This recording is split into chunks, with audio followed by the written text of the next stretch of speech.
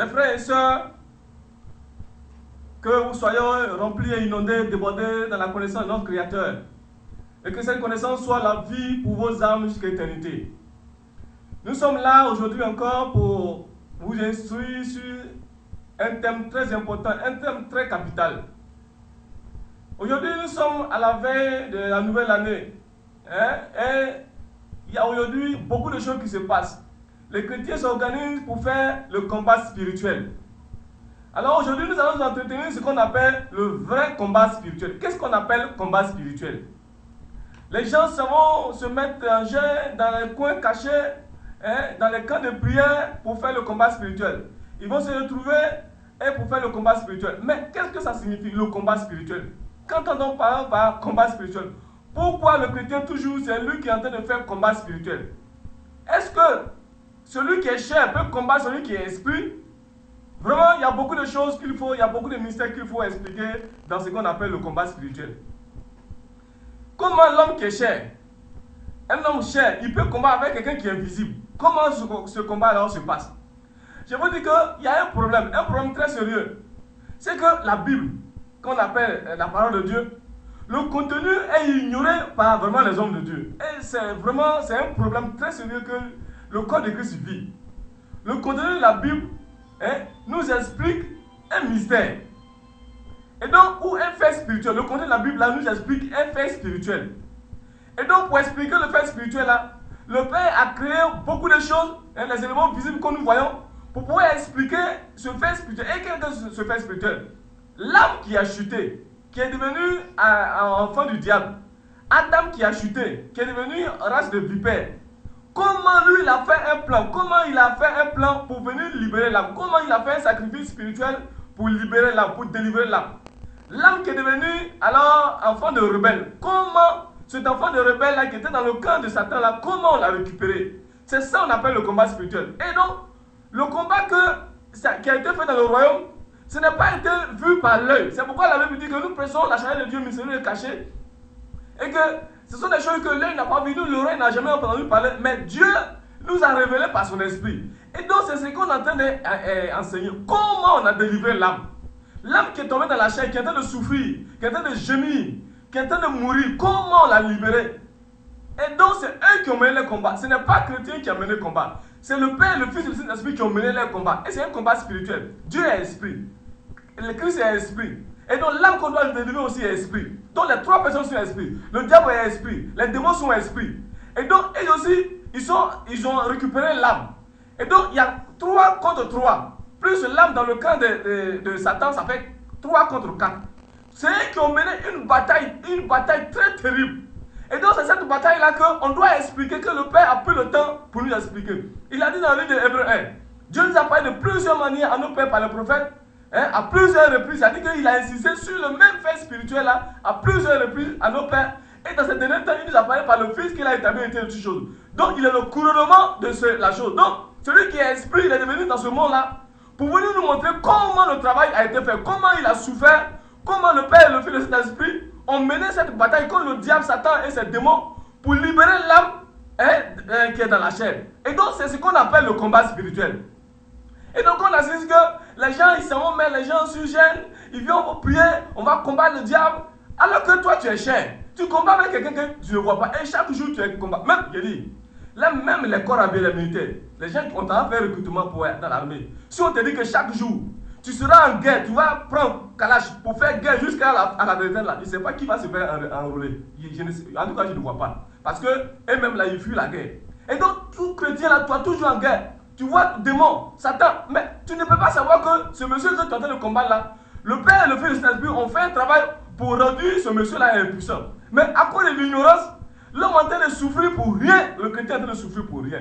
Et donc, après la chute, quand le serpent est venu parler à Adam, à Ève, et ils ont écouté la voix du serpent, et que son esprit est formé en eux, la Bible dit qu'ils sont devenus race de vipères.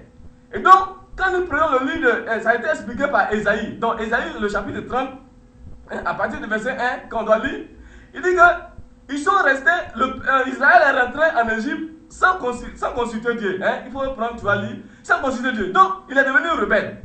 Comment celui qui a été devenu rebelle, comment ils ont fait pour le récupérer? C'est ça qu'on appelle ce combat spirituel. Donc, il faut lire Isaïe, le chapitre 30, à partir du verset 1. Vas-y. Isaïe 30, verset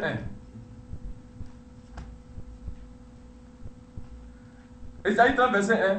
Malheur, dit l'Éternel aux enfants rebelles, qui prennent des résolutions sans moi, et qui font alliance sans ma volonté, pour accumuler péché sur péché, qui descendent en Égypte sans me consulter, pour se réfugier dans la protection de Pharaon, et chercher un abri sous l'ombre de l'Égypte. La protection du Pharaon sera pour vous une honte, et l'abri sous l'ombre de l'Égypte une ignominie. Regardez comment on est en train d'expliquer, depuis le royaume là, comment Adam a chuté. Donc, Pharaon signifie quoi? La loi, le péché. Égypte signifie quoi? La chair. Et l'homme qui est rentré dans la chair, a fait un lien, qui a écouté la parole du serpent, et son image est formée en lui. Et donc, regardez comment on est en train d'expliquer la chute de l'homme. C'est pourquoi on dit qu'Israël est parti en Égypte, en esclavage en Égypte, pendant 430 ans. On est en train de parler de quoi? L'homme dans la chair. Et donc, Dieu, quand l'homme a chuté, quand il est descendu en Égypte, pour faire alliance avec les Égyptiens, alors Dieu est en train de parler que l'homme est entré dans la chair, et la chair l'a attrapé. Pharaon l'a attrapé, les Égyptiens l'ont attrapé, les caractères de la chair l'ont attrapé. C'est pourquoi quand l'homme a chuté, Dieu a dit que l'homme n'est que chair, mon esprit ne réside en lui. Et donc comment délivrer celui qui est devenu chair? C'est ça qui est le vrai combat. Et donc Dieu a dit que mon enfant là, je ne peux pas le laisser. Et donc je dois aller le libérer. Et donc il a pris le livre d'Ésaïe. Il est en train de prophétiser par la conduite d'Ésaïe comment il doit faire pour libérer l'âme qui a fait alliance avec le diable et qui est en train de souffrir. C'est pourquoi le monde est en train de souffrir. Là, signifie que l'âme est rentrée dans la chair, dans ce monde-là, en train de souffrir. L'âme est rentrée dans la sagesse, dans le sang du péché, dans la chair du péché et dans le monde du péché et est en train de souffrir. Et comment le travail a été fait pour venir libérer? Ésaïe 28 est en train de nous expliquer. Ésaïe, le chapitre 28, verset 18, il nous a dit quoi? Il dit que votre alliance avec la mort sera détruite. Votre pacte avec le séjour de mort ne subsistera pas. Et donc, voici le plan que le Père a concocté pour pouvoir délivrer l'âme. Et donc, après sa chute, il est devenu rebelle. Comment il doit faire sortir son enfant pour ne plus qu'il devienne rebelle, enfant du diable, race de vipère, pour qu'il devienne enfant de Dieu? Voici, eux, ils ont fait leur plan. Et donc, quand nous prenons le livre d'Ésaïe, le chapitre 25, encore, il nous dit quoi? Verset 7, il dit, sur cette montagne, alors, il anéantit le voile qui voile tous les peuples et la couverture qui couvre les nations. Il anéantit la mort pour toujours. Le Seigneur, l'Éternel, essuiera les larmes de leur visage. Les larmes de leur visage. Il fait disparaître toute la terre, l'opprobre de son peuple, car l'Éternel a parlé. Voici le plan qu'eux ils ont fait pour pouvoir alors libérer l'âme. C'est pourquoi quand nous prenons et cela part de qui? Cela part de Dieu le Père, Dieu le Fils et le Saint-Esprit, leur plan qu'ils ont fait dans le royaume là pour sauver l'âme.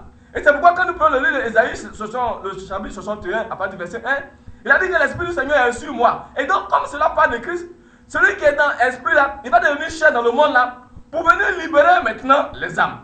Et donc, c'est eux qui ont mené leur combat. Donc, Ésaïe dit qu'il est venu pour libérer l'âme. Donc, ils ont promis qu'ils vont venir libérer l'âme. Ils vont venir délivrer celui qui est rebelle.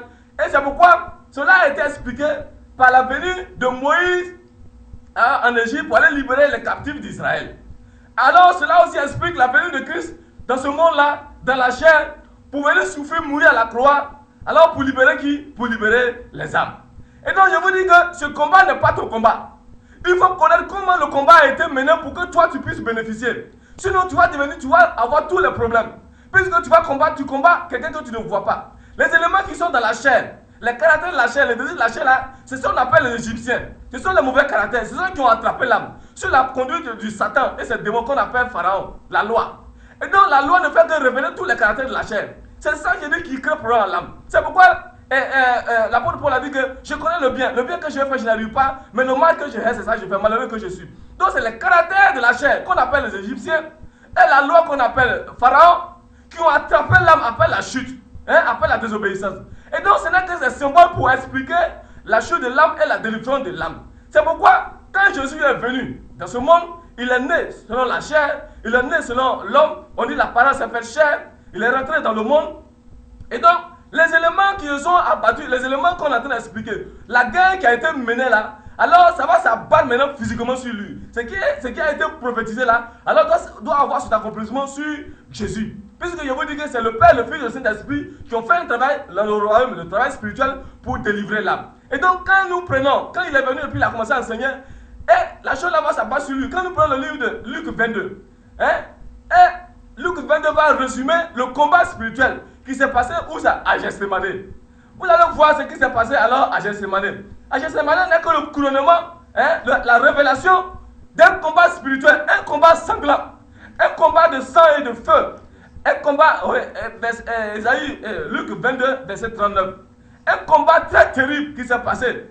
C'est pourquoi je vous dis que si tu n'as pas connu comment ils ont mené le combat pour détruire celui qui a le pouvoir de la mort, le diable, pour te libérer, et que tu te mets dans la chair pour combattre, alors qu'en combattant le diable là, tu es en train de combattre, puisque la chose même se trouve en toi. Satan n'est pas ailleurs. Les caractères, les démons, les sorciers ne sont pas ailleurs. Chaque caractère est un démon. Les désirs de la chair, le caractère, chaque caractère a derrière lui un esprit. Et cet esprit-là qu'on appelle les démons. Et ils habitent dans l'âme. Et donc, si toi tu ne sais pas qu'on les a délivrés, et que tu es dans la chair, et que tu es en train de combattre selon la chair, tu vois que tu es en train de te lier toi-même. Eri, tu es en train de te détruire toi-même. C'est pourquoi quand vous parlez de faire veiller de prière, combat spirituel, quand tu arrives à la maison, tout ton corps te fait mal. Mais tu ne sais pas, tu dis que non, trop prier, c'est faux, ne pas trop prier. Tu t'es lié toi-même, parce que les caractères de la chair là sont en toi.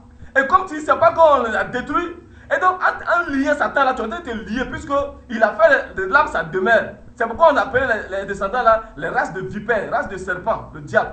Et donc, il faut connaître alors, regardez, nous allons lire Luc 22 à partir du verset 39. Le mystère qui s'est passé à Gethsémani. Vas-y. Luc 22, verset 39. Oui. Après être sorti, oui, il alla selon sa coutume. À la montagne des Oliviers, ses disciples le suivirent. Lorsqu'il fut arrivé dans ce lieu, il leur dit, priez afin que vous ne tombiez pas en tentation. Puis il s'éloigna d'eux à la distance d'environ un jet de pierre. Et s'étant mis à genoux, il pria, disant, Père, tu voulais éloigner de moi, si tu voulais éloigner de moi cette coupe, toutefois que ma volonté ne se fasse pas, mais la sienne. Alors un ange lui apparut du ciel pour le glorifier. Étant en agonie, il priait plus instamment et sa sueur devint comme des grumeaux de sang. Donc, regardez, on dit, il a commencé à prier et il était agonisé. Et je vous dis, est-ce que c'est cette prière-là qui a fait que lui, il a agonisé? Et donc, on dit, un ange est venu alors le fortifier. Et on dit, il priait jusqu'à sa sueur est devenue comme des grumeaux de sang. Et quand on parle de grumeaux de sang, sueur, l'eau est devenue grumeaux de sang. On est en train de parler quoi? D'un sacrifice terrible. Hey, c'est un mystère qui s'est passé. Il est en train de faire quoi? Il est en train de libérer les âmes. Regardez, il dit, quand il dit, les saints ont prié. Mais est-ce que les disciples pouvaient prier? Non, ils ne pouvaient pas prier. Quand il vient les trouver, ils sont endormis. Les dieux sont, le diable a saisi l'âme. Les démons ont pris contrôle de l'âme. Tu ne peux pas prier. Il dit de prier, n'est pas dans. Mais quand il revient là, les gens sont endormis. Il est en train de lutter. Il est en train de les déplacer. Il est en train de faire sortir les âmes de la mort. Il est en train de lutter avec le diable. Il est en train de combattre. L'ennemi, le diable est en train de le combattre. Lui aussi, il est en train de combattre. C'est une guerre terrible. Une guerre tarcicide. Une guerre sans pitié, sans merci. Pourquoi? Parce que l'âme, il a récupéré, par sa naissance, il a récupéré toi et moi en lui.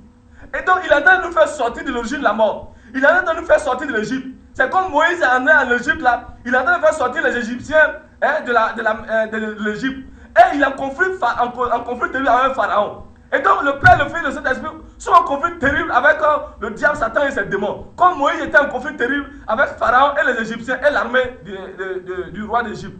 C'est une image pour expliquer le combat spirituel. Ce n'est pas vous. Ce n'est pas toi, tu ne peux pas combattre le diable. C'est pourquoi tu combats le diable quand tu as la même chose. Tu ne peux pas combattre. Si tu n'as pas connu comment Moïse a fait sortir Israël de l'Égypte sous la puissance de Dieu, si tu n'as pas connu comment Christ, par la puissance de Dieu et le Saint-Esprit, ont fait sortir l'âme en détruisant celui qui a le pouvoir de la mort, c'est-à-dire le diable, pour te libérer, tu vas combattre jusqu'à, tu vas voir ta fin misérable. Puisque c'est pas ce que tu fais là qui va te faire sortir de quelque part. Jamais. Monsieur est en train de souffrir. Je vous dis, est-ce que quelqu'un se met à genoux? Seigneur, éloigne cette coupe de moi. Oh, la coupe, c'est quoi? La mort. Est-ce que c'est se mettre à genoux pour dire que Seigneur, et doit faire qui fait que sa sueur devient gourmand de sang? Quand on parle de gourmand de sang, il y a eu sacrifice, il y a eu égorgement. On a tué quelqu'un et le sang là sort avec gourmand, avec force. C'est ça qu'on est en train de parler de gourmand de sang. Et donc il est en train de se faire sortir les âmes. Il est en train de libérer les âmes. Il a mené un combat terrible. Il est en train de mener un combat terrible. Et donc les gens ne pouvaient rien faire. Il est en train de faire sortir. Il prend un, il les fait sortir. Il te prend, il les fait sortir. C'est comme quelqu'un qui allait dans une prison pour aller libérer les prisonniers. Il est en train de combattre fort avec les gardes. Pourquoi? Pour détruire tous les gardes là, afin de pouvoir alors libérer celui qui est en prison. Donc quand Christ est venu, il a dit que l'Esprit du Seigneur est sur moi. Il m'a envoyé pour venir libérer les captifs, les prisonniers. On est venu te libérer et il a été mené un combat terrible. On dit qu'il était agonisé, il était presque mort. Puisque les coups qu'il recevait, c'est des coups terribles. J'ai dit, Gethsemane, c'est un mystère. Gethsemane est un mystère. C'est un combat terrible. C'est pourquoi vous allez lire après la suite là. Quand on dit ça, il est sorti de Gethsemane, tête net, ils l'ont attrapé. Pour aller où? À la croix. Hey, il a accompli maintenant ce qui s'est passé à Gethsemane. Vous savez pourquoi on voit. J'ai dit, ça fait pitié qu'aujourd'hui les hommes, soit des hommes de Dieu, ils font croire aux gens que c'est eux qui sont délivrés les âmes. Ça fait pitié et c'est misérable, c'est malheureux. Alors qu'eux-mêmes, ils ne sont même pas délivrés. Tu ne peux pas délivrer quelqu'un. C'est le Père, le Fils, le Saint-Esprit qui ont libéré les âmes. Christ a pris ton âme et mon âme en lui. Il a pris Ésaïe 53, il dit que c'est même nos péchés qu'il les a chargés. Et nos iniquités, il a pris. Et donc il est venu pour accomplir ça. Quand il est sorti de Gethsemane net, ils l'ont pris, le jugé, et ils l'ont crucifié. Il doit mourir. Ils ont pesé son côté. L'eau et le sang sont sortis. Ce qui est sorti à Gethsemane, sa sueur qui est devenue comme grumeau de sang. On dit alors l'eau et le sang, sa sueur qui est l'eau est devenue comme grumeau de sang. Et il est en train de faire quoi? Il s'est livré à mort. À Gethsemane là, c'est sa mort. On est en train de parler de sa mort. Il était agonisé. On a envoyé un ange pour le fortifier. Mais comprenez qu'il était agonisé. Pourquoi? Parce qu'il a livré sa vie. Il a livré bataille jusqu'à la mort pour te alors libérer. C'est pourquoi la Bible dit que celui qui n'a pas commis de péché, Dieu l'a fait devenir péché. Pourquoi il puisse mourir pour te libérer de l'état de rébellion, de race de vipère, de caractère de Satan, caractère de la chair, pour que toi et moi, ton âme soit libérée. Et donc c'est par la connaissance que toi seul et moi nous pouvons être libérés. Tant que tu n'as pas connu, tu ne peux pas jamais être libéré. Tu vas souffrir, on te met sur le gêne. Et tu vas prier sans cesse, prier sans cesse. Mais il faut voir les gens, les disciples ne pouvaient même pas prier. Pourquoi? L'homme fort t'a attrapé. C'est quelle prière tu vas faire?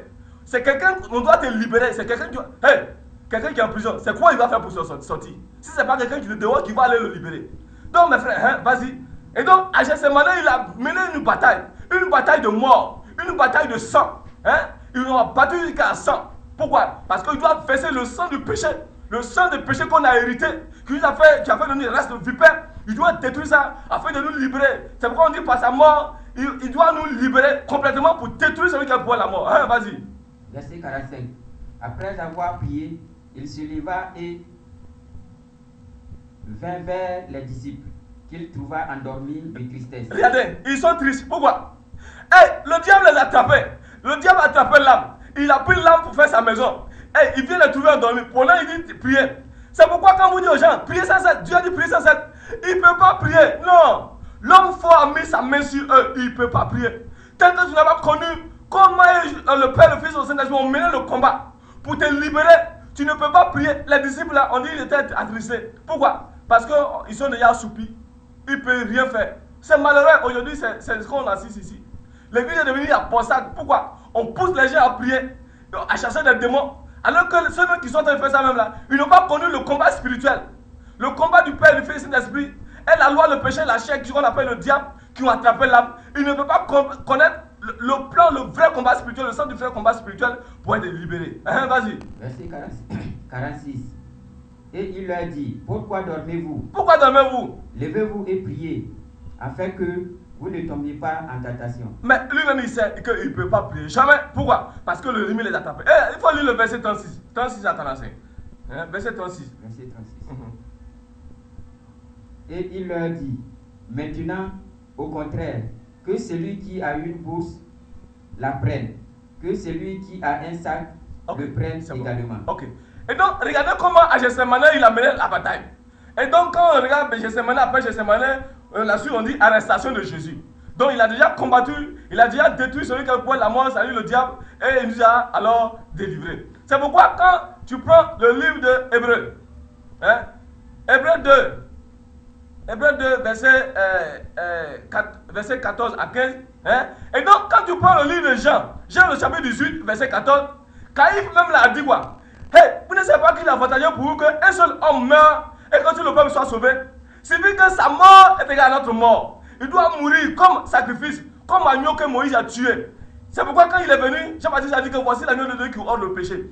En Égypte, là, on tuait les agneaux. Quand Jean-Baptiste est venu, Jésus est venu dire, c'est de lui qu'on est en train de parler. Donc, c'était une image que les gens faisaient en Égypte. Image de l'âme qui est dans la chair. Image que Israël qui est en Égypte, là, qui fait l'âme dans la chair.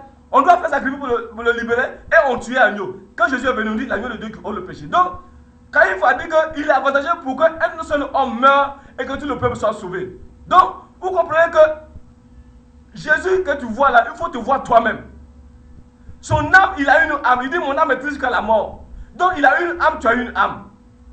Et donc, il faut considérer que Jésus, c'est toi et moi. Il s'est substitué à nous pour récupérer les éléments qui causent la mort. Nous avons expliqué dans un enseignement que quand l'âme a péché et qu'il est devenu chair, il est rentré dans le sang et dans la chair, il est devenu enfant du diable. Donc, il y a eu 7 pouvoirs qui dirigent la vie de l'homme, à savoir l'eau, le cordon ombilical, le placenta, hein, le sang, le nom, le jour de la naissance et l'heure. Et voici ces éléments-là, lui doit naître pour récupérer. Donc, par sa naissance, nous sommes devenus comme lui. Nous sommes devenus semblables à lui. Et donc, comme nous sommes devenus sang et chair, lui aussi il est devenu sang et chair. Et pour pouvoir nous récupérer en lui, afin que ce qui s'est passé à Gethsémane là, il parte à la croix pour son accomplissement, pour que celui qui tu le tient en captivité là, il doit le détruire. Puisque dans Romains, la Bible dit que dans le Romains 8, il a dit que Dieu a renfermé le péché dans la chair. Hein? Dieu a renfermé le péché dans la chair. Donc en tuant le péché, en tuant la chair, il est en train de faire quoi? Tuer le péché. Hein? Il faut lire le livre de Romains 8. Hein? Romains 8. Hein? Romains 8, le verset 3. Romains 8, 3. Oui. Car chose impossible à la loi, parce que la chair la rendait sans force, Dieu a condamné le péché dans la chair, en voyant à cause du péché son fils unique dans une chair semblable à celle du péché. Regardez, donc son fils unique là, il l'a mené dans le péché, dans la chair du péché. Donc comme toi, ta chair est dans le péché, lui aussi il envoie son fils né dans la chair pour rentrer dans le péché, afin qu'en tuant la chair, il puisse tuer tout le contenu de la chair. C'est-à-dire que tous les mauvais caractères qu'on appelle les péchés, qui fatiguent l'homme, c'est à cause de ça on dit je vais prier. Et pourquoi les démons sortent là? C'est dangereux si tu n'as pas connu comment Dieu a renfermé le péché dans la chair. Et comment par la crucifixion de son fils sur la croix, la chair a été détruite et le contenu de la chair a été détruit. Si tu n'as pas connu ça, mon frère, ma soeur, homme de Dieu, tu perds ton temps. Les gens seront toujours possédés, puisque c'est la connaissance qui libère. Le péché est venu par la connaissance. Et donc la libération, la délivrance vient par alors la connaissance. Donc il faut lire le livre de Hébreux 2, verset 14 à 15. Hein? Hébreux 2. Hébreux 2, 14. Hein? Ainsi donc, puisque les enfants participent au sang et à la chair. Donc comme nous sommes nés selon le sang et la chair, et donc on est devenu race de vipères, après notre chute là, on est rentré dans le sang du péché, dans la chair du péché et dans le monde du péché. Et donc pour nous sauver, Dieu aussi a envoyé son fils dans un sang du péché de Marie, et dans une chair du péché de Marie, et dans un monde péché que nous vivons. Donc il est devenu semblable à nous. Hein? Il y a également participé lui-même. Jésus a également participé lui-même. Hein? Afin que par la mort, afin que lui, par sa mort sur la croix, hein? Il anéantit celui qui a la puissance de la mort, c'est-à-dire le diable. Regardez. Donc, on dit qu'afin que par sa mort, il anéantit celui qui a la puissance de la mort, c'est-à-dire le diable. Donc, le diable dont vous combattez toujours là, on dit on l'anéantit par sa mort. C'est pourquoi on dit que car chose impossible à la loi, parce que la chair la rendait sans force, Dieu a condamné le péché dans la chair en envoyant à cause du péché son fils uni, son propre fils, hein, dans une chair semblable à celle du péché, afin que par la mort, il détruit alors celui qui a le pouvoir de la mort, c'est-à-dire le diable. C'est pourquoi quand il est mort à la croix, dans le livre de Matthieu, on dit que le voile du temple est déchiré du haut en bas. Or, quand on parle dans l'huile hébreu, le voile du temple signifie quoi? Sa chair. Donc la décision de sa chair, qui est le temple des démons, qui est le temple des esprits, qui est le pouvoir du diable, en détruisant la chair, on est en train de détruire tout le contenu tous les mauvais caractères, et le diable, et tous ses accessoires, pour faire quoi? Allez, vas-y. Et qu'il délivra tous ceux qui, par crainte de la mort, étaient toute leur vie retenus dans la servitude. Ouais. Donc, on était dans la servitude. On était où? En Égypte. On était dans la chair. Moïse allait libérer Israël de la chair. Christ est venu libérer, Moïse allait libérer Israël en Égypte. Christ est venu pour libérer les âmes de ce monde dans la chair. Et donc, on était en captivité. On était sans secours. Donc, il a envoyé son fils là, né, pour détruire alors le diable. Donc, le diable que tu combats là, on dit on l'a déjà détruit. Et si on l'a détruit, c'est dit qu'on toi aussi, on t'a libéré. Mais tu ignores comment le combat a été fait. Et tu es en train de gémir, en train de lutter pour combattre. Tu ne peux pas combattre le diable. Est-ce que tu vois le diable? Si tu n'as pas connu comment le Père, le Fils et le Saint-Esprit ont mené cette bataille terrible, cette bataille outrageuse, cette bataille terrifiante, pour sortir, pour détruire le diable et pour te libérer, tu seras possédé jusqu'à la fin de tes jours. Vas-y, il faut prendre le livre de Colossiens. Le Colossiens chapitre 2, Colossiens chapitre 2, verset 14, 14 à 15. On dit, Colossiens 2, 14, il a effacé l'acte dont les ordonnances nous condamnaient et qui subsistait contre nous. Il a détruit en le clouant à la croix. Donc, sa mort à la croix, détruisant la chair sur la croix là, signifie qu'on a détruit les caractères, le mauvais caractère qu'on appelle les esprits, les mauvais esprits qu'on appelle les démons. Par sa mort, en clouant la chair sur la croix, il a détruit tous ces éléments. Mes frères, on t'a libéré. Oh! Jusqu'à quand tu vas comprendre qu'on t'a libéré? Que tes efforts que tu fais ne peuvent jamais faire quelque chose. Tu seras encore possédé. Si tu penses que ce sont tes efforts qui vont te faire libérer, tu seras demeuré dans la souffrance, dans la problème jusqu'à ta décision totale et définitive, mon frère. Écoutez très bien. Et donc, il est quoi? En coulant à la croix. Et il a dépouillé quoi? Les dominations et les autorités. Et les a livrés publiquement en spectacle en triomphant d'eux par croix. Donc, les principautés, les dominations, les autorités, et ce sont les démons. Ceux qui dominent l'âme, ceux qui assujettent l'âme, ceux qui fatiguent l'âme, ceux qui créent problème à l'âme. C'est eux que, par sa mort sur la croix là, en crucifiant la chair, alors il a détruit tous ces éléments. Pour que toi, mais complètement là, tu sois complètement et définitivement libéré. Oh! Mon frère, il faut te voir sur la croix. Il faut te voir toi-même sur la croix. Jésus sur la croix, c'est toi. Le sang qu'on est en train de verser là, on est en train de faire sortir tous les mauvais esprits qui sont dans le sang. Regardez, on fait dialyse. Il faut vider le sang. On vide le sang. C'est-à-dire que le sang là, c'est un sang de péché. Le sang de pardon. C'est dans le sang que se trouvent les démons, les mauvais esprits, les mauvais caractères. On doit verser le sang. C'est pourquoi sur la croix, il a versé le sang. Quand le sang finit là, il dit tout est accompli et il est mort. Et celui qui est mort, on a fini avec le péché. C'est le péché qui envoie les esprits. Derrière chaque péché, cet esprit qu'on appelle péché, là, se trouve des démons. Et donc, en vidant le sang, alors on est en train de faire quoi? On est en train de te délivrer. On est en train de te libérer. Donc, la connaissance de comment il est mort, toi en même temps, alors tu te libères. Tu te délivres. Alléluia. Amen. Et donc, si tu n'as pas connu, et que tu vas te mettre dans Jésus selon la chair, mon frère, tu vas souffrir pour rien. Parce que tu ne peux rien faire. Quand nous prenons le livre d'Hébreu, Hébreu le chapitre 5, à partir du verset 7. Hébreu le chapitre 5. 5, 7. Oui. C'est lui qui? C'est lui qui est Jésus. Quand il est devenu sang, il est devenu la chair et le sang. Il est devenu comme toi et moi pour porter ton image et mon image, l'image du diable qu'on a porté, et qu'il est venu récupérer par sa naissance. Il est devenu, on l'a fait devenir péché. On a fait subir le péché, comme toi et moi. C'est lui qui est Jésus dans sa chair. Dans les jours de sa chair, quand il est devenu comme toi et moi dans ce monde, ayant présenté avec de grands cris, à Gethsemane il a crié. À Gethsemane il était agonisé. À Gethsemane son sang, sa sueur est devenue comme sang. Et à Gethsemane il était agonisé. Et son âme était triste jusqu'à la mort.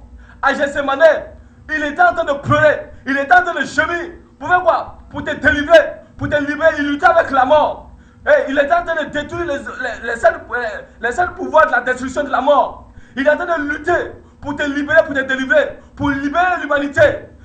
pour délivrer l'humanité. Oh, vas-y. Et avec larmes des prières, des supplications à celui qui pouvait le sauver de la mort. On dit, il a pris des larmes et des pleurs. Pourquoi? Parce qu'il t'a récupéré en lui. On a train de le fatiguer, on a train de le malmener. C'est pourquoi il a dit que, on a lu dans Isaïe, on a dit qu'il est sur les larmes de ses enfants. Jésus a pleuré. Toi, tu pleures pourquoi aujourd'hui là? Tu vas pleurer du sang, il n'y a rien. Puisqu'il a déjà pleuré. Tu vas gémir. Il a dit, tu vas pleurer quand tu as sué là-bas, tes larmes vont devenir sang. Ils sont fous. Puisqu'il a fait un travail. Et tu ignores. Et c'est parce que tu ignores, il a dit que mon peuple périt parce qu'il manque la connaissance. C'est parce que l'âme, les âmes dans ce monde-là manquent la connaissance, que l'âme débat toujours dans la souffrance, l'homme joue sur le poids de la souffrance. Sinon, le travail a été fait, il a tout accompli. Tu dois seulement récupérer le fruit de ce travail. Regardez, c'est comme les chimistes, ils sont au laboratoire, ils font sortir un produit, et donc ils font la licence. Et c'est la population qui bénéficie. Mais le chimiste, là, il a passé au moins près de 30 ans pour faire sortir un produit. Il a souffert toute sa vie.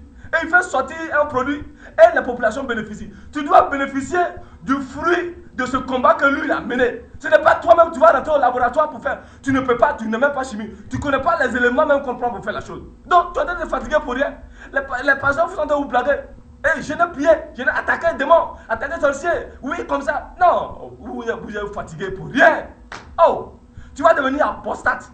On va vous montrer comment, quand tu ne connais pas les choses là, et que tu es attaqué des démons là, comment tu vas devenir. Le diable va te détruire toi-même. Il va te détruire ta famille, détruire tous tes enfants. Pourquoi? Parce que tu es dans la main de la maison de l'homme fort, et puis tu l'insultes. C'est qu'il va te montrer. Tu ne vas jamais oublier dans toute ta vie. Donc mes frères, vas-y. Et ayant été exaucé à cause de sa piété, a appris, bien qu'il fût fils, l'obéissance par les choses qu'il a souffertes. Donc, vas-y.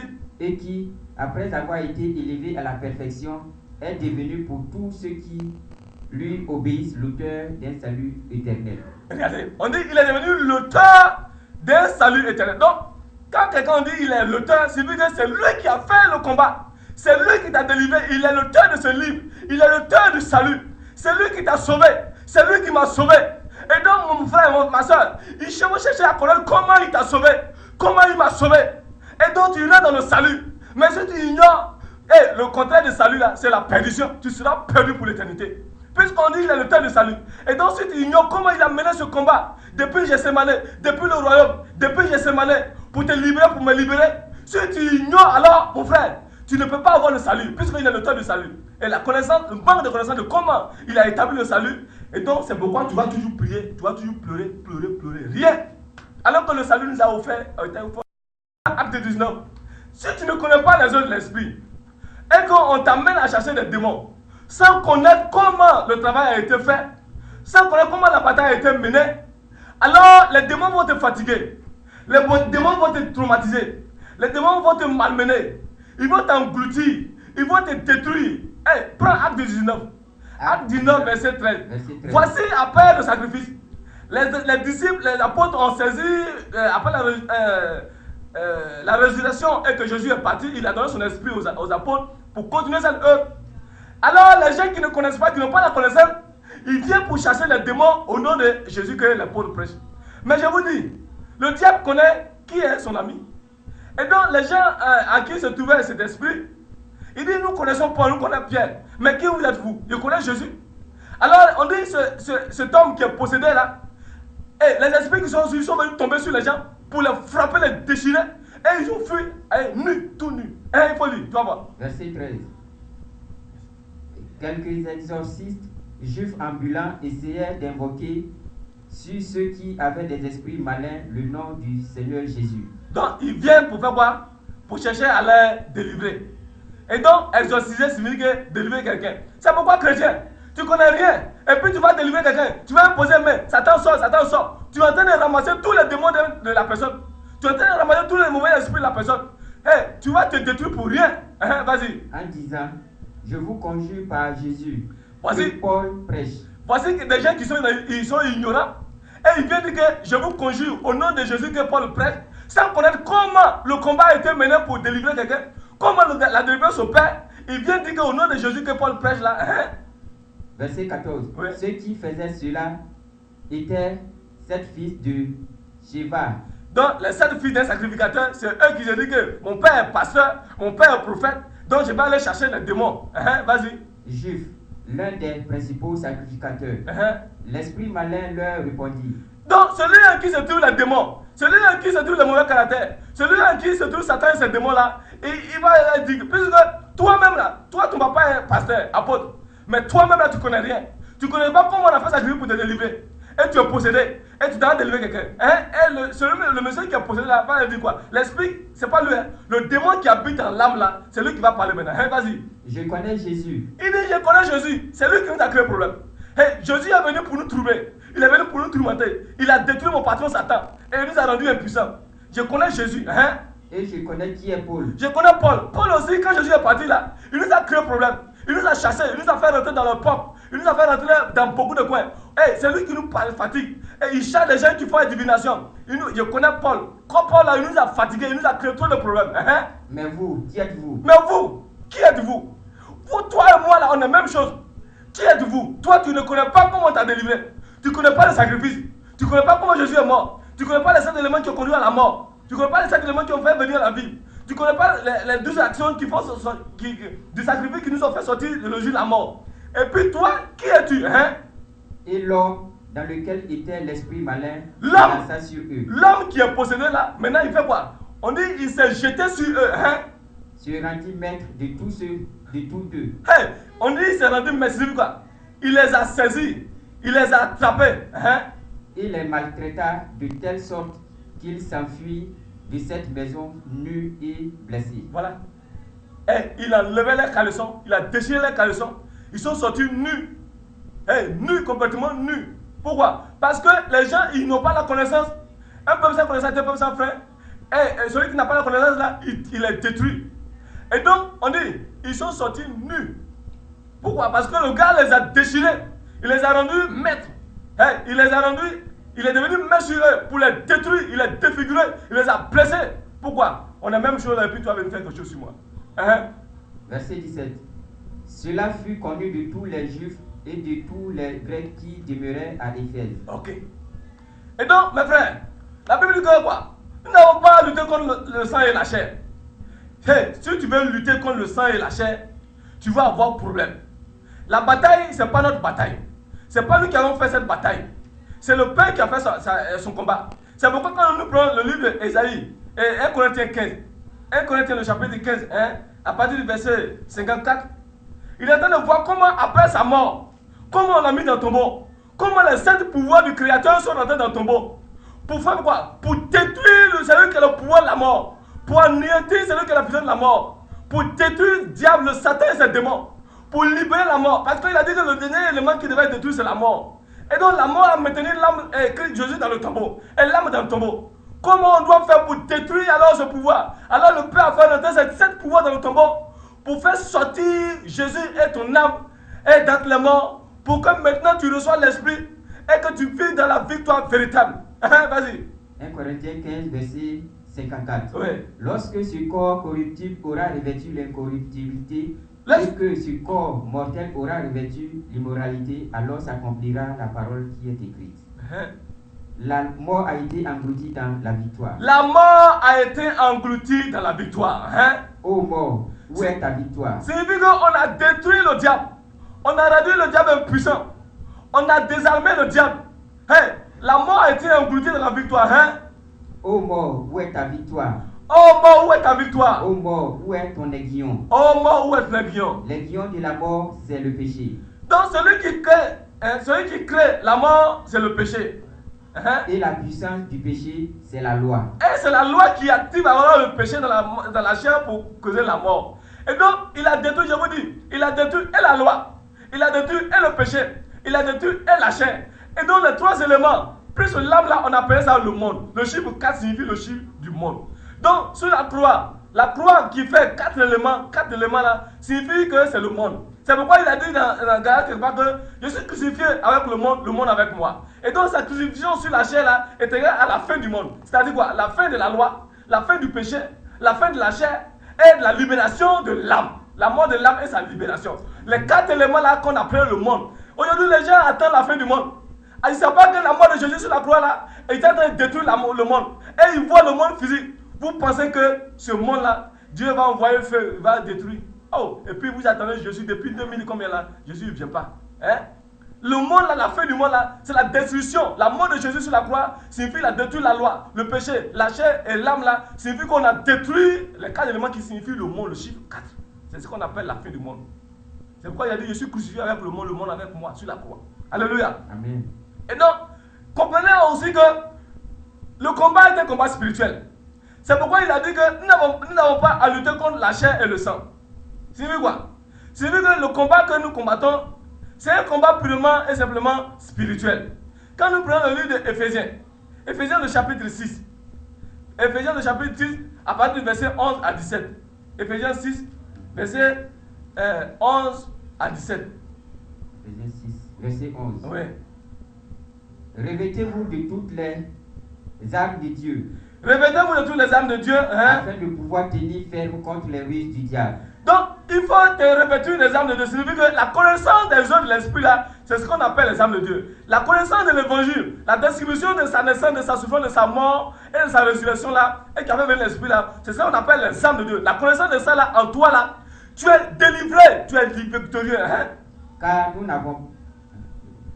n'avons pas oui, à lutter contre la chair et le sang, oui, mais contre les dominations, oui, contre les autorités, contre les dominations, contre les autorités qui sont les démons, hein?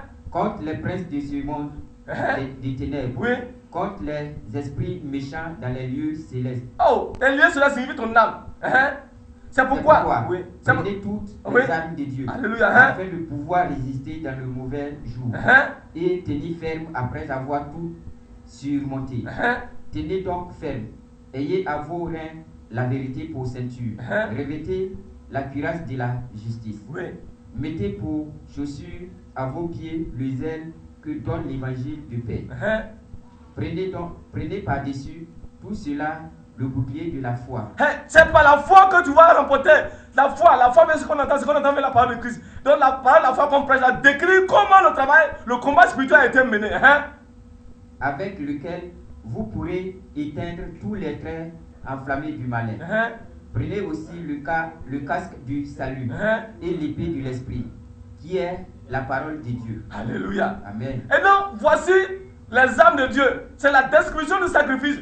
La description du sacrifice qu'on appelle l'évangile, la bonne nouvelle là, qui forme l'esprit du Saint en toi et qui opère la délivrance en toi. Et donc, la connaissance des œuvres là, c'est ce qu'on appelle les armes spirituelles. Donc, les armes spirituelles, on utilise les armes spirituelles pour le combat spirituel. Donc, la connaissance des œuvres de Christ là, les œuvres du Père, du Fils et du Saint-Esprit là, ce sont les armes spirituelles pour l'âme qui est esprit. Et donc, tu dois être inondé, tu dois être noyé, tu dois être enraciné, tu dois être débordé de cette connaissance-là, qui devient des armes pour toi et qui opère la délivrance, la guérison vraie et définitive. Sinon, ce n'est pas par tes efforts, ce n'est pas par ta force, ce n'est pas par tout ce que tu fais. Puisqu'on a dit que nous n'avons pas à lutter contre la chair et le sang, mais contre les dominations, contre les principautés. Et donc, mes frères, comprenez aujourd'hui que le combat spirituel là, ce n'est pas toi qui le fais. C'est quelqu'un qui a fait le combat. Donc la connaissance alors de comment il a mené le combat, alors toi, tu te mets dans la victoire. On rentre dans la victoire de ce combat, mais ce n'est pas toi qui combats.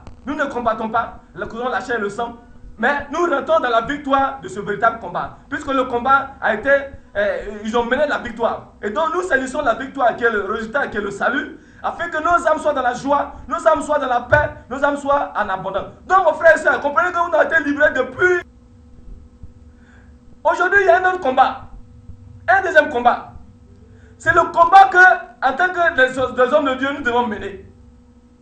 Le premier combat a été mené et on nous a fait rentrer dans le salut. Le deuxième combat là, c'est les hommes de Dieu qui prêchent l'évangile de la chair, qui prennent la loi de Moïse. Et c'est eux là que les apôtres ont combattu. Ils ont combattu les apôtres. Ils ont combattu les apôtres pour dire que ce qu'ils enseignent là, c'est une nouvelle doctrine. Qui n'est pas, ils n'ont pas le droit de prêcher. Les apôtres ont eu des problèmes. Et ils ont lutté, ils ont combattu. C'est pourquoi l'apôtre Paul dit que si c'est avec les animaux féroces que j'ai combattu à Éphèse, qu'est-ce que j'ai à gagner dedans?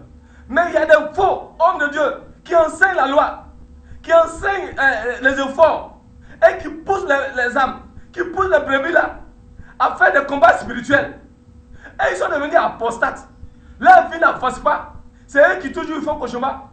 Et maintenant, ils vont venir. Aujourd'hui, là, nous sommes quelque part. Hein, vous allez voir que l'eau, là, l'eau, bougie, encens, huile, là, ça va marcher. Puisque tout le monde appelle les démons sorciers. Puisque l'homme ignore qu'on l'a libéré. Et donc, si l'homme ignore qu'on l'a libéré, et qu'il va aller mener bataille, ils vont dire que c'est huile là, il y a cet esprit dedans. Quand tu vas mettre là, tu seras protégé. Mon frère, ma soeur, c'est malheureux et c'est misérable. Aujourd'hui, notre combat là, c'est ça. Comment délivrer les âmes qui ont été captives, qui ont été captivées par le faux enseignement des gens qui leur disent d'aller combattre. Si tu rentres dans ça, vous allez voir les enfants de Séphar. Les démons les ont détruits. Pourquoi? Parce qu'ils n'ont pas la connaissance. Et si on te pousse pour aller faire la connaissance, tu n'as pas la connaissance pour aller délivrer quelqu'un, tu vas te détruire. Et aujourd'hui, ce combat-là, c'est ça. On nous a amené pour prêcher l'évangile, la bonne nouvelle qui délivre, qui est le résultat d'un combat spirituel qui a été fait par le Père, le Fils et le Saint-Esprit pour libérer l'âme. Aujourd'hui, là, c'est notre combat. C'est pourquoi, mes frères, écoutez très bien. Cherchez à connaître le combat que le Père, le Fils et le Saint-Esprit ont mené, qui est la solution à ton problème, à ton âme. Tu as été livré, tu as été délivré. Les apôtres ont eu des problèmes à cause des pharisiens, à cause des sacrificateurs, à cause de ceux qui détenaient la loi, qui se disent qu'ils sont disciples de Moïse. Et donc, il y a eu des disciples de Moïse qui attaquaient les disciples de Christ, qui sont les apôtres. Et il y a eu un combat terrible. Et donc, le deuxième combat qu'aujourd'hui nous sommes en train de mener, c'est ça. Le premier combat, qui est le combat de délivrance là, Jésus, le Père et le Fils ont fait ce combat. Ça, c'est terminé. Nous devons avoir cette connaissance-là pour que l'Esprit Saint étant formé en nous, nous puissions maintenant soutenir le deuxième combat qui consiste quoi? À maintenir l'évangile, qui est la solution, qui est le salut, l'évangile est la puissance de salut qui qu'on croit. C'est dans l'évangile que se trouve la vie. C'est pourquoi quand on enseigne l'évangile, on forme l'image de Christ en toi. Si on forme l'image de Christ en toi, et Christ a fait son entrée en toi, c'est vu que tous les démons, tous les mauvais esprits, toutes les dominations, les principautés, les esprits méchants vont te quitter, et ils vont te quitter complètement, puisque Christ sera formé en toi, son esprit sera formé en toi. Quand il va te voir, il va dire, je connais ce monsieur-là. Je connais Paul. Je connais Pierre. Je connais Jésus. Quand il va te voir, il dit, je te connais. Et il va passer outre. Puisque ce qui est en toi, c'est ce qu'il a vaincu. Donc, il ne peut pas venir t'attaquer encore. Jamais. Donc, mes frères, cherchez à connaître cette œuvre mystérieuse et glorieuse. C'est pourquoi dans le livre de 1 Corinthiens 2, c'est que nous prêchons là. Ce n'est pas ce que l'œil de l'homme a vu. Non, 1 Corinthiens 2. C'est ça ce qu'est basé notre enseignement. Hein? Ça. Notre enseignement est basé sur 1 Corinthiens 2, à partir du verset 7. C'est quand on prêche là. Ce n'est pas ce que l'œil a vu. C'est des choses spirituelles que l'esprit nous révèle et puis on enseigne. Donc, c'est difficile que l'œil comprenne. Mais mes frères, si tu comprends ça, tu seras délivré. Si tu n'as pas compris, tu ne seras jamais délivré. Ce n'est pas un prophète qui va te délivrer. Ce n'est pas un pasteur qui va te délivrer. Ce n'est pas un apôtre qui va te délivrer. Ce n'est pas un évangile qui va te délivrer. Ta délivrance viendra de ta connaissance, basée sur la foi. C'est pourquoi toujours même que Jésus a guéri là, délivré là, ils ont demandé qu'est-ce que tu veux que je fasse. Il dit, tu veux me guérir. Il dit que cela fait selon ta foi. C'est ta foi qui va te délivrer. Ce n'est pas prier de quelqu'un qui va te délivrer. C'est ta foi, la connaissance plus ta foi. Puisque la connaissance là, c'est la parole de la foi que nous prêchons. La foi, on va former l'image de Christ en toi. Et l'image de Christ qui décrit l'évangile, qui décrit comment le combat a été mené pour être délivré.